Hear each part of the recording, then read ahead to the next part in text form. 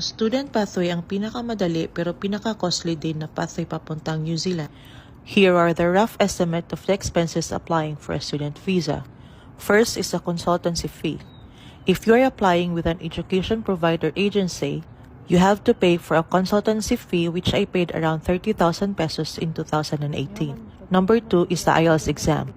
International students need to provide English exam which I had paid almost 10,000 pesos. Third is medical exam. Since you're staying for more than 3 months, you're required for a medical exam which will cost you more or less 14,000 pesos. Fourth is a tuition fee. It depends on what course, but for pharmacy technician, I paid more or less 594,000 pesos for 18 months of study in 2018. Fifth is health insurance. International students are required for health insurance upon enrollment which I paid for more or less 10,000 pesos.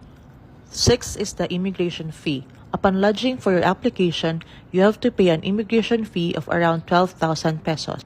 That's a total of 670,000 pesos, but you have to show Immigration New Zealand that you have enough money to sustain your stay while on a student visa. You must have at least 1.3 million pesos in your account. Please note that airfare is not included in this estimate.